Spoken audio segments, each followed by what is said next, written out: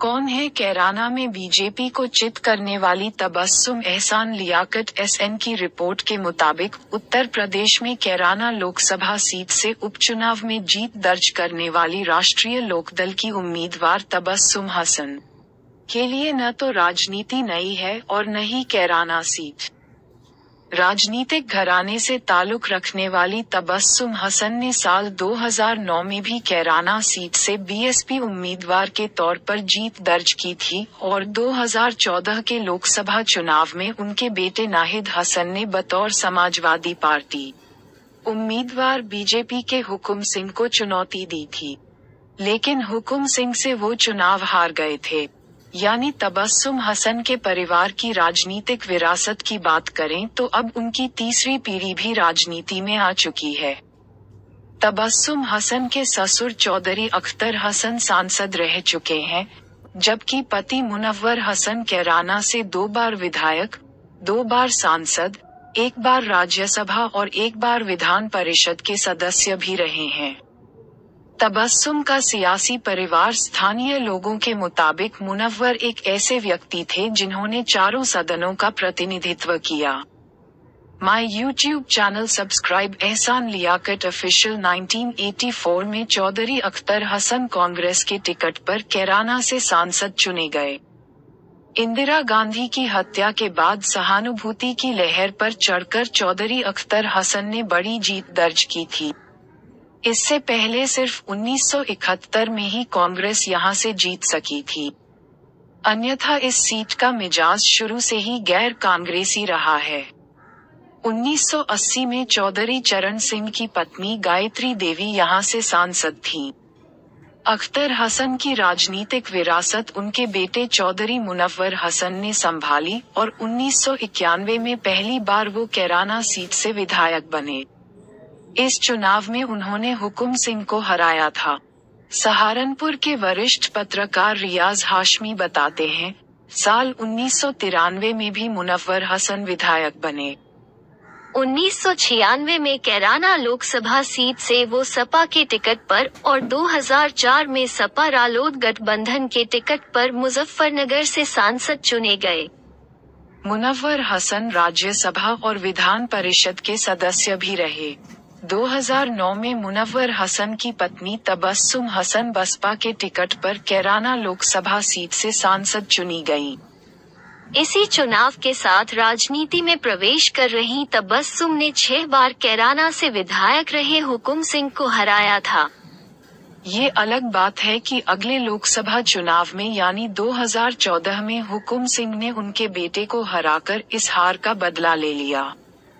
BJP छोड़ हर सियासी दल से संबंध तबस्सुम हसन के बेटे नाहिद हसन साल 2014 में भले ही बीजेपी लहर के चलते हारे थे, लेकिन इलाके के लोगों के मुताबिक ये हार उनके परिवार में पड़ी फूट का नतीजा थी।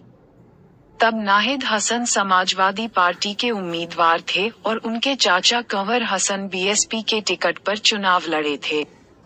इस चुनाव में नाहिद हसन दूसरे नंबर पर और उनके चाचा तीसरे नंबर थे। नाहिद हसन के चाचा कंवर हसन ने उपचुनाव में तबस्सुम हसन के खिलाफ भी पर्चा दाखिल किया था, लेकिन बाद में उन्होंने अपनी भाभी तबस्सुम बेगम को समर्थन दे दिया और खुद भी राष्ट्रीय लोकदल में शामिल हो गए। जानकारों के मुताबिक अगर कंवर हसन मुखालफत करते रहते तो तबस्सुम का जीतना आसान नहीं था। 2014 में लोकसभा सदस्य बनने के बाद जब हुकुम सिंह ने कैराना विधानसभा सीट खाली की तो ये सीट एक बार फिर हसन परिवार के पास आ गई। अब की बार मुनव्वर हसन और तबस्सुम हसन के बेटे नाहिद हसन ने सपा के टिकट पर यहां से जीत दर्ज की। बाद में 2017 के विधानसभा चुनाव में भी उन्होंने मृगांका सिंह को हराकर इस सीट पर अपना कब्जा बनाए रखा। सहारनपुर के जेबीएस इंटर कॉलेज से हाई स्कूल तक पढ़ी तबस्सुम बेगम मुस्लिम गुर्जर समुदाय से संबंध रखती हैं। कैराना में हिंदू और मुस्लिम गुर्जरों की संख्या करीब 3 लाख है और राजनीतिक रूप से ये काफी प्रभावी भूमिका में रहते हैं। हुकुम सिंह और तबस्सुम की गुर्जर पृष्ठभूमि इलाके के लोग बताते हैं कि राजनीतिक रूप से हुकुम सिंह का परिवार और तबस्सुम बेगम का परिवार एक दूसरे के प्रतिद्वंद्वी भले ही हों, लेकिन सामाजिक ताने बाने में दोनों का संबंध घरेलू है।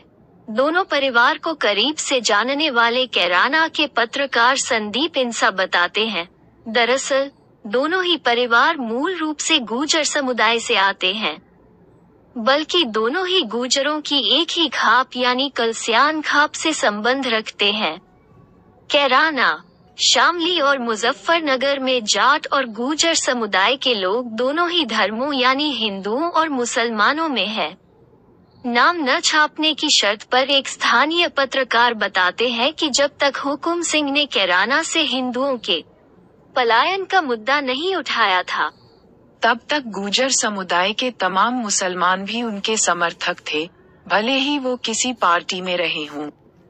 लेकिन उसके बाद मुस्लिम समुदाय उनसे दूर हो गया। वहीं तबस्सुम हसन और उनके परिवार को मुस्लिम समुदाय का समर्थन मिलता रहा है।